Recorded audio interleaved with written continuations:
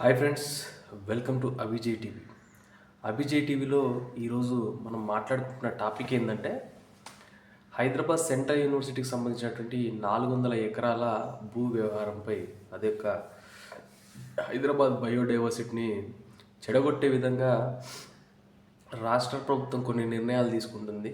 ఖచ్చితంగా రాష్ట్ర ప్రభుత్వం కూడా ప్రజల వైపు వింటుంది అని ఒక ఆలోచనతో ఈ వీడియో చేయడం జరుగుతుంది. ఎందుకంటే రాత్రికి రాత్రికే 100 బుల్డోజర్లు తీసుకొచ్చి అడవిని చెదరగొడతా ఉంటే అక్కడ ఉన్నటువంటి మూగజీవాలు, జింకలు, నెమలులు, తాబేళ్ళు, వివిధ రకాలైనటువంటి డిఫరెంట్ టైప్ ఆఫ్ స్పీసీకి సంబంధించినటువంటి జంతువులన్నీ కూడా అరుస్తూ ఉంటే ఆ యొక్క హృదయ విదారక ఘటన అనేది చాలా బాధ అనిపించింది అందరికి కూడా. అందరూ కూడా సోషల్ మీడియాలో ఎవరి వారి అభిప్రాయం చెప్తూనే ఉన్నారు.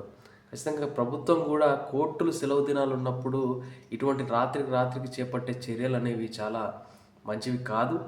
ఇలాంటి చర్యలను ఎవరు కూడా ప్రోత్సహించకూడదు, అది ప్రభుత్వం అయినా సరే ఎవరైనా కూడా.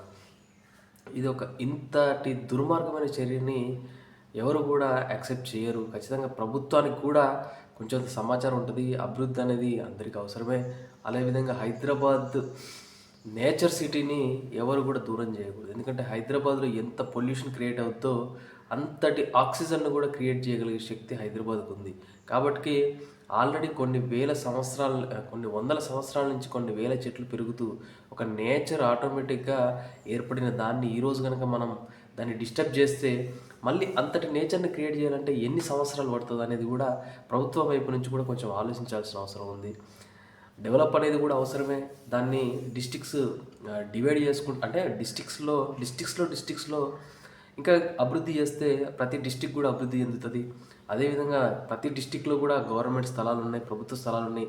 వాటిని వినియోగించుకోవాలి. రైతుల భూములు కాకుండా ప్రభుత్వ భూములు వినియోగించుకొని అభివృద్ధి వైపు నడిపించాలి రాష్ట్రాన్ని. ఖచ్చితంగా అలా చేస్తూ ఉంటే రాష్ట్రం ఇంకా అభివృద్ధి చెందుతుంది. మీకు తెలియని విషయం ఏం కాదు. ప్రభుత్వ పెద్దలందరికీ కూడా ఖచ్చితంగా హెచ్సికి సంబంధించిన భూమి, అడవులు, అటువంటి వివిధ రకాల స్పీసెస్ ఎక్కడ లేనటువంటి అరుదైన జాతులు బతుకుతున్నటువంటి ఆ అడవిని డిస్టర్బ్ చేయకుండా, నేచర్ని డిస్టర్బ్ చేయకుండా హైదరాబాద్ సిటీని ప్రకృతి వైపు ఉంచాల్సింది కోరుతున్నాం. మీరు హైడ్రా చేసినప్పుడు చెరువులను రక్షిస్తున్నారని చెప్పేసి అందరూ కూడా మద్దతు ఇవ్వడం జరిగింది.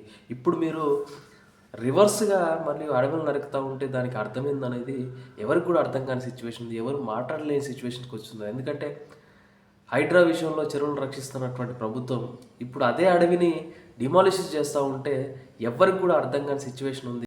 ఖచ్చితంగా ఈ యొక్క సిచ్యువేషన్ని మీరు హ్యాండిల్ చేయాల్సిందిగా కోరుతున్నాము. అదేదో చెప్పవలసిందిగా కోరుతున్నాం. ప్రభుత్వం ఖచ్చితంగా ప్రజల వైపు ఉండాలి. మనము ఫ్యూచర్ గురించి ఎట్లా ప్రకృతిని అందినాం, బిల్డింగ్లు ఎన్నైనా కట్టగలుగుతాం, కానీ ప్రకృతిని అయితే ఫ్యూచర్కి అందినాం. ఖచ్చితంగా హరితహారం కూడా మళ్ళీ చేపట్టాలి. హరితహార కార్యక్రమాన్ని కూడా ప్రభుత్వం ముందుండి నడిపేయాలని చెప్పేసి అభిజేటీ తరుణకు తెలియజేస్తున్నాం. ఖచ్చితంగా ప్రభుత్వ పెద్దలు ఒక్కసారి ఆలోచించి ఈ నిర్ణయాన్ని మరొకసారి సమాలోచించి సపోర్ట్ చేయాలి. అదేవిధంగా అందరూ హెచ్సిఏ స్టూడెంట్స్ కూడా అందరూ మద్దతుగా నిలవాలని చెప్పేసి అభిజేటీ తరుణం కోరుతున్నాం. ధన్యవాదాలు మిత్రులరా. మీ నేచర్ లవర్.